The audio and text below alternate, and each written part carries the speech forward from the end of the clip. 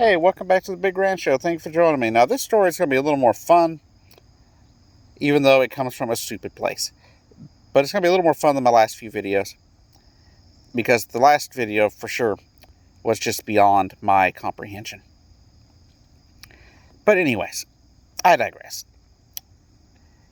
The other day, the My Pillow guy, Mike Lindell, held a symposium claiming he was going to bring Donald Trump back to power.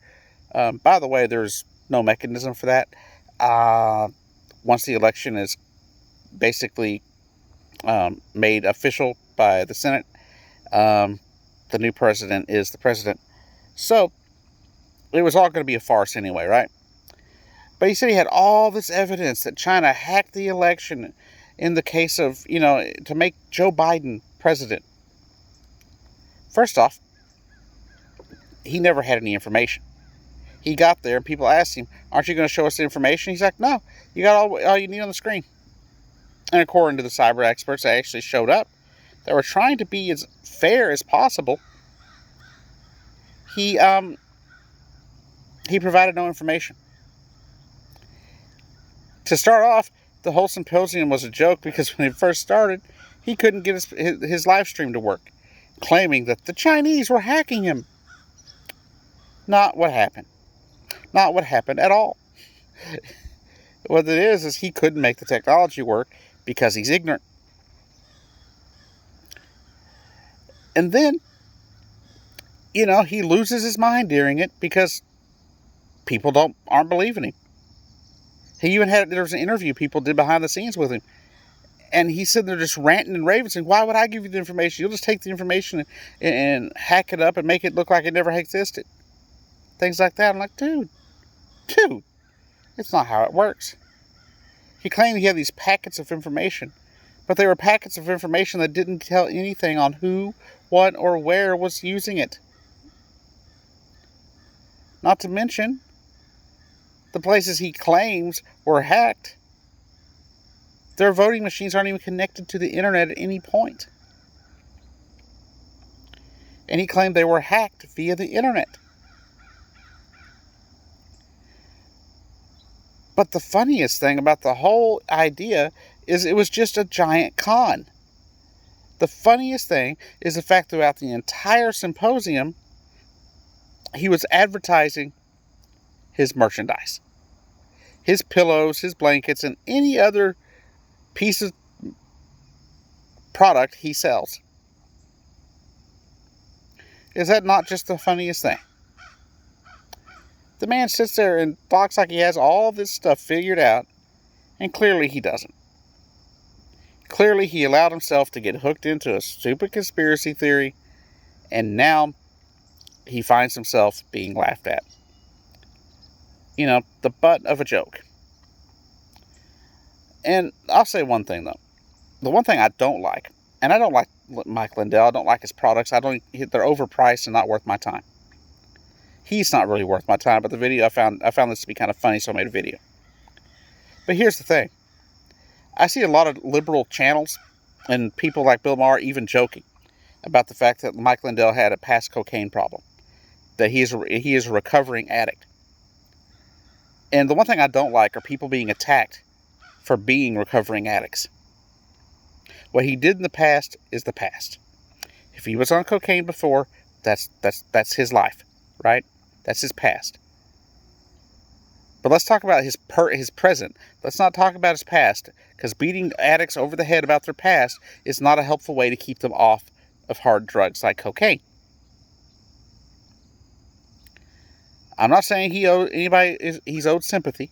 I'm just saying you shouldn't rag on him for his past. Because everybody has a past.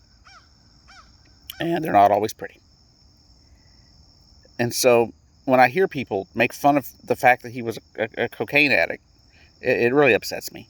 Because nobody deserves to be ragged down for something that they did in the past and that they're trying to get help for. But this whole symposium was absolutely crazy and insane. I mean, it doesn't make any sense what he was doing. Because they've already looked and looked and looked. There was no hacking.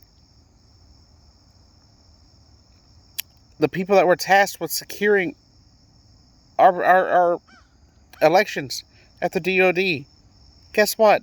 They said they were the safest elections they've ever held. Now, does that mean nothing happened? That nobody ever tried to hack into it? Or that somebody didn't vote illegally? No.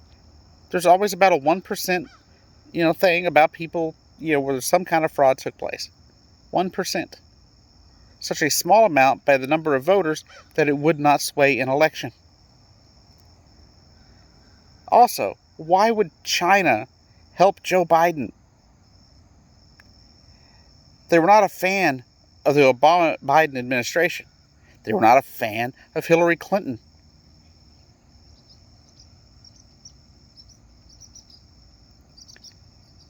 They just weren't. So why in the world would they help him become president? Makes no sense, does it? If anything, they would have helped Donald Trump because he gave them a boon for their economy by slapping those tariffs where they just quit using our products. And they found cheaper products made elsewhere. Take soybeans, for example. We were the world's largest producer of soybeans. And now we're not.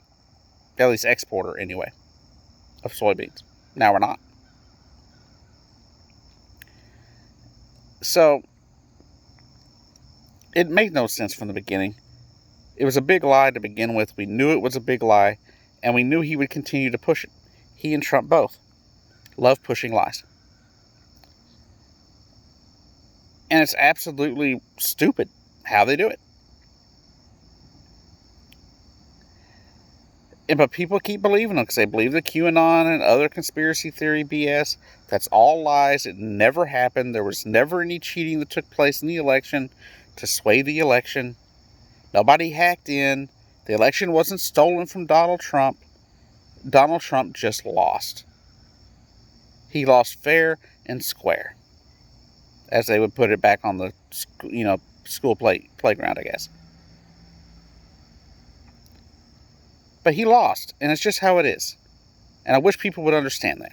He's not being reinstated, and that was the funniest, the biggest delight of my day yesterday, was waking up and seeing all these people wanting Donald Trump to be reinstated, thinking it was going to happen, just to find out that it was just National Kool-Aid Day.